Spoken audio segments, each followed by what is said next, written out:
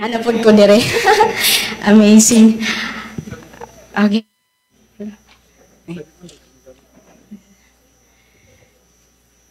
So, maka-amaze lang kay this is my second time again na mag-share.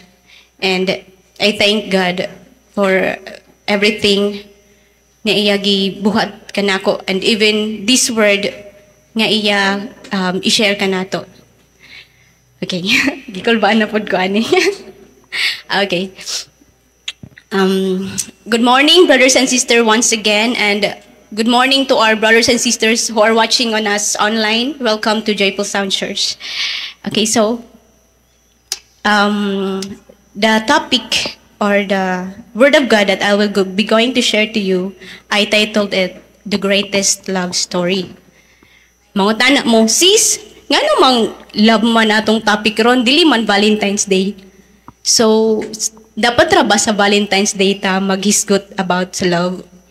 Dili, di ba? We should love every day. Dapat should nato ikinabuhi ang gugma adlaw-adlaw sa atong kinabuhi. Amen? Okay. So, when we talk about the greatest love story, unsay love story na naani sa inyong mind na para ninyo greatest siya? Amen. Kani ba? Ang uban man God, kanilang gi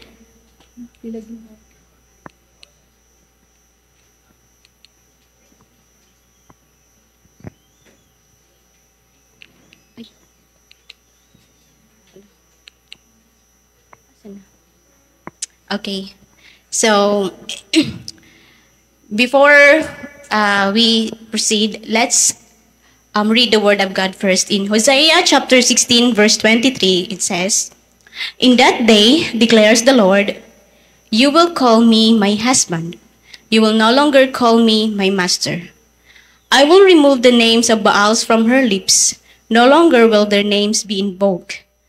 18, "In that day, I will make a covenant for them with the beasts of the field, the birds in the sky, and the creatures that move along the ground. Bow and sword and battle I will abolish from the land, so that all may lie down in safety. I will betroth you to me forever. I will betroth you in righteousness and justice, in love and compassion. I will betroth you in faithfulness, and you will acknowledge the Lord. In that day I will respond, declares the Lord. I will respond to the skies, and they will respond to the earth. And the earth will respond to the grain, and the new wine and the olive oil, and they will respond to Jezreel. I will plant her for myself in the land. I will show my love to the one I called, not my loved one.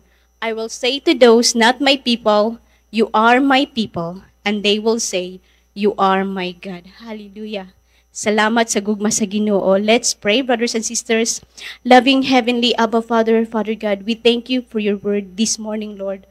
Lord, and as I speak here in front of my brothers and sisters, may you, Lord, touch their heart, Lord God, that whatever the word I speak in front, may it be your word, Lord God. Anoint the word that I'll be sharing, Lord God. Be in the midst of us. We invite you, Lord God, Holy Spirit. Fill this room with your love. Fill this room with your presence. In Jesus' name I pray, and we pray. Amen. So, balik ta sa greatest love, no? Ang uban, when they say love story, ang ilan da yung manumduman kay katong movie bitaw na ilagilantaw katong bata pata. Kanang Romeo and Juliet, o kanang Titanic. Mao jud ang mga mutatak jud sa mga mind sa uban sa atoa when it comes to kanang love story. And we as a Christian na sa pudta ato ara sa pudgi ko ana love story na nindot pod in the Bible na apod ang love story ni Rachel and Jacob. Kinsa ganahan sa ing-aning story na love ni Rachel and Jacob? Di ba daghan kay Jacob waited for pila ka years. Pila? 7 years, very good. 7 years para lang makuha si Rachel. Then, kang Boaz ug Ruth. So, nindot pud ang love story ani nila just because ni humble down si Ruth. kang Boaz, and it was the God's provision para kang Ruth. So then Isaac and Rebecca, who would imagine a girl na moadto sa place, sa land, sa laki na wala pa niya na met. Diba? Nindot yun ang pagka-love story. But there is one story na dili jud nato magugustuhan in the Bible. Love story na even ikaw or ako, di jud ko ganahan aning love story. But wala jud mo gusto pumupili sa inganing kind of love story. But there is God who want and who really love this story. So that is the story of Hosea and Gomer. So, kinsa ang familiar aning love story? Kinsa aning Bible na kanang, yes. Okay. So, kaning Hosea and Gomer, Hosea was instructed by God, you, Hosea, marry a prostitute woman. Kinsa ba ganahan diri makaasawag prostitute? Di ba wala? Wala joy may ganahan. But Hosea, giingnan siya ni Lord, asawaha kaning babae na prostitute. Because that is, ingana ang iyang demonstration sa iyang love sa Israel. Okay, so the story, gipangasawa ni Hosea si Gomer, si Gomer, iya gipangasawa. And then, nagkanaa sila yung mga anak. Then after that, nibalik na pod si Gomer sa pagka-prostitute. As a husband, ang atong asawa, manaaraga ni ka-text, di jud ta mo sugot, di ba? Bisag, kuanra, globe gani ato na pagdudahan, basin na apay message sa kanang kinalasan, di ba? So, magselos ta, how much more ang pain nga gibati ni Hosea sa iyang relasyon kang Gomer, di ba? Your wife is doing such thing na making love to other men. Di ba? Gisel ang iyang kaugalingon sa ubang lalaki. It's so very painful for him. Like, I think if kanang mahitabo to ron, sige ragyog hilak yung tawon ni Hosea sa iyang kuan, Lord, ngano man nganing love story nako? Diba? But God has a purpose on that. Because He showed ang nahinabuan ang storya ni Hosea and Gomer is the demonstration of God's great love for Israel, for us, for His people. Na bisag pa kadaghan ka beses ta mag-serve ang mga Baals, bisag kadaghan ta beses mo backslide, God is still wanting and willing to get us back para mabalik ta sa iya. What did Hosea did? Gibayaran niya, ni adto siya, gikuha niya ang iyang asawa. Didto, iya gipalit og 15 silvers og half a barley.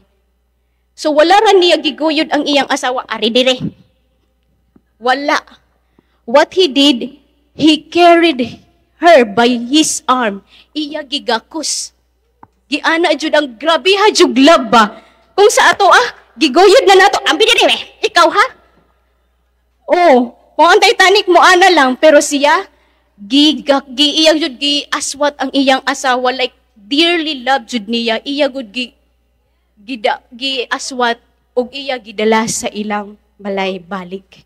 So ingana ang love sa Ginoo sa atua. That dili ra jud niya tawagon og arida diri. But God is really embracing us. Come back to me. Come to me. Diba? Okay. Maon ang naging story. But kutob ra ba diha ang demonstration sa love ni Lord? Just because of God's deep love. Okay, sige. Hosea chapter 2 verse 16 to 23 is a key verse that highlights God's love and faithfulness to Israel despite their unfaithfulness. This verse uses the imagery of marriage to describe God's enduring covenant with His people. So enduring yun, kanang, like, grabe na jud, kanang gi-endure jud nimo. Then, and because of His deep love for His people, for us, He sacrificed His own begotten Son, Jesus Christ. He gave His only Son for the remissions of our sins. To wala ra si Lord na, wala ra ing ato, gi-demonstrate ang love niya sa atoa. But He sent His only begotten Son for us. Kinsang inahanaganahan ihatag ang imong anak? Diba? Wala joy ganahan. Gikan sa imuha, your own son, your own daughter, dili ka musugot na, example, ako si Riley, i-exchange na ako sa isa ka priso na tao, dili ko musugot, sakit yun na sa ako Pero ting sakita yun na sa ako na wala gibuhat akong anak, innocent, and then, i-exchange ra na ako sa katong naigibuhat na daotan, dili. So, ana ang love ni Jesus for us, diba? He sacrificed even His own Son to get us back, to redeem us. Pagkasala. Unsa, kung si Hosea, nipalit siya o gipalit niya ang iyang asawa na gani niya, iya papaliton. Diba? Siya na gani ang owner, papalit pa siya. So, anas sad si Lord. Si Lord, owner, siya tag-iya nato, pero gipalit pa pudti taniya. Diba? Unsa man, gipalit ra ba ta ni Lord og tagpiso? Dili. Gipalit taniya sa iyang own blood. Sa iyang precious blood. So, ana ta ka precious, dili lang barley, dili lang silver, dili lang coins, kundi iya mismong dugo ang gipalit para sa atua. So, we are precious. So, if you are feeling right now na, Lord, I'm rejected. Lord, wala jud ko ipakuan. No. You are a value, brothers and sisters. Naa kay halaga. Because wala ra ka gipalit sa kanang coins or unsa, gipalit ka jud sa dugo sa Ginoo. So, you are worthy, you are loved, you are appreciated, you are cared sa Ginoo. So, that's it. The love of God is pure enough, is awesome enough, is amazing. We cannot describe the God's love, manggod. It's none can fathom. What did you describe sa iyang love sa atoa? It's more than. Ang atong asawa pwede pata kanang pasakitan. Pero ang Ginoo, never jud. Kita pa gani ang magpasakit sa Ginoo. Diba? Magbuhat tagdaotan sa atong isikatawo or unsa pa diha. But God, never. Wala jud. Pero ato pa jud siya, kanon Lord, kay ikaw manggod Lord. Siya pagod atong basulon ba? See, imagine, the only for me my definition for love is God. Siya God. Because He is the author. She is the author of love. Siya God ang katinikangan, ang simula sa love. Okay, so brothers and sisters, what is your definition of love? Nag-una naman ko. O sa definition ninyo sa love. Diba? Ang uban kay nakoy kaila ang yang definition at sa love kay it's an opposite kuan, a relationship between opposite kuan. Oo, kanang anang uban, kanang ang iyang definition sa love kay dihala sa babae ug laki. Mora, ana ra dira yang love. It's not. Okay, unsa may yung definition sa love? How will you define love? Unsa jud ang love? Ganun bitaw ang love, no? Pero honestly, ang love man good, no, kay we will say that kuan overused na ang word na love. Mao na I love jud na ko ang kining view karon kay kuan, pero we can dili na to I mean mababaw lang ang atong pagka-describe sa love jud. Love jud na ko ang view karon. Love jud na ko ang kanang akong sinina ron ba. Kay giplansya pa ni nako. Ingana ba? So ang love is more than that. It's deeper. In 1 Corinthians 13 verse 4 to 8, it says, love is patient. Nabatay patient? Masuko man dayon nga, nung wala pa siya niabot. Nagsugod na may Bible study diri na anak kong asal man akong bana. Diba? Magpadungog, Jud. Diba? Ang uban kay mawala na patience sa ilang kuan, ilang anak, dili lang kasabot buko man ka nga nang di ka kahibawan ng letter igani na. Kana? Ana go, di ba? So love is patient, brothers and sisters. Love is kind. Di na jud ko, wala na ko ka-explain ani, basta kind good ang love. It does not envy, it does not boast. Ang love, true love, di jud ka kanang ma-envy bitaw. Ang among silingan bitaw ni dato na lagi. Pero makautang lagi ka, di ba?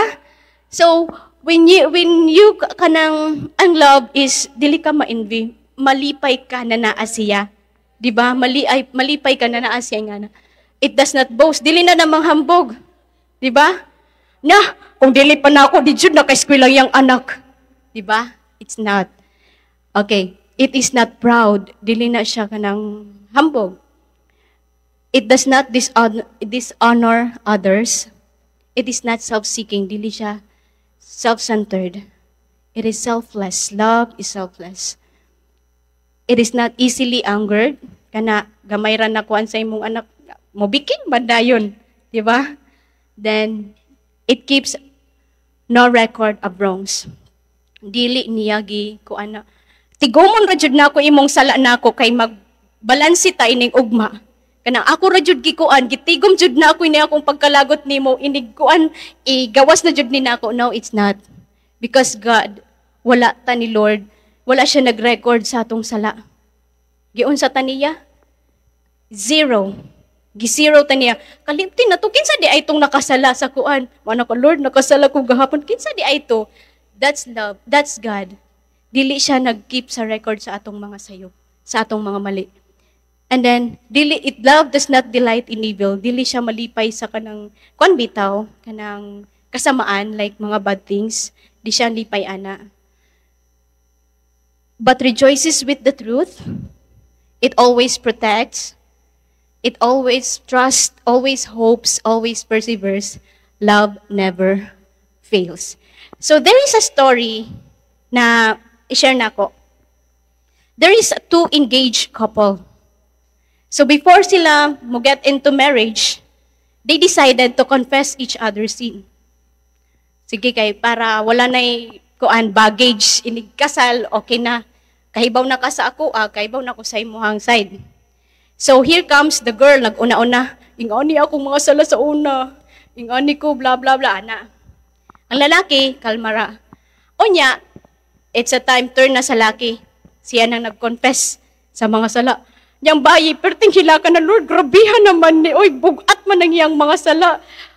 Then ang bayi, nag-doubt na, Lord, dawaton pa ba niya ako? Bati man jud kaayong iyang past. But what did God said to her? Look at her in His eyes. And look at yourself. Did I not forgive you? You are the same as him. Even if white lies rana, it's still a lie. It's still a sin. So, wala nag-measure ang love sa Ginoo sa kabug-aton sa imong sala niya. Ikaw, nangawat ra ka kanisya ni patay. No, it's the same. Whether bugat ang iyang sala or gaan ra imo, pareho ra mo. Hugaw sa Ginoo, pareho ra mo. Pareho lang, dili pleasing sa Ginoo ang iyong gibuhat. So, we cannot say that I am kay naamang gud ang Pilipino attitude na holier than thou ba? Na mas kuan ko niya, holy ko ani niya. Kay, so we look down sa tao just because we think na we are holy than that person. No, it's not. So, motto, ni ana ang Ginoo, look at him, he is helpless and he needs love. Just like you need love. You need me. Kung paano na ako kagi-forgive. Ing anasad na forgiveness ang ihatag nimo sa iya. After all, dili man gani siya nakasala nimo. Ing anara ang iyang sala nga nabuhat. So it's amazing that even if in our darkest times, God is still willing to defend us. Diba? God is willing to defend us sa ubang tao or even sa atong kaaway. I-defend yun ta sa Ginoo. Then, okay. So, we all know that this generation nowadays is getting crooked. As far as, di ba, karon ang social media, rampant na ang mga Even bata, kahibaw na mga TikTok or whatever na unpleasing. So, this generation, makita man nato, lahi compared mo. Ana ganing mga 90s, samo sa ato, di man ko naghunaw nag-love life, grade 1 pa lang ko, akong giproblema, akong recess ba. Pero karon problema sa bata, na ang among pag-umangkon, gipangutana daw siya sa grade 3, sa Barriulos, na nakay uyab. Natingala akong pag-umangkon, papogi pangutana sa akong classmate na daw ko'y uyab. Kasi ko wala pa na, sa mo grade 3 ko, problema na ako. Unsaon na ako maluwas akong friend sa kuan Chinese garter ba, kay ako man ang mother. Ya, di pa ko kuan. Di ba? Di sujud na mag-mother ka sa Chinese garter. Nya sila problema, love life. Nga na ba? Okay, so balik ta. So this Matthew chapter 24, verse 12 to 13, it says, sin will be rampant everywhere. So as we all know, karon uso na ang kanang third party, daghan nagbuhag, then wala na. The love of many will grow cold, but the one who endures to the end will be saved. So karon let's look our hearts ba. It's a self-reflection na asa na gud ang atong love. Basin babaw lang atong pagka-define or pagkaila sa love, di ba? Nowadays, we should be always vigilant kung asa na jud ta sa paglakaw sa Ginoo kay karon the influence is kusog na kaayo ang impluwensya diri sa world. So mao na ahead of time gi alarm or gi warning nata sa Ginoo na ingani nga sin will be rampant and he who endures to the end will be saved.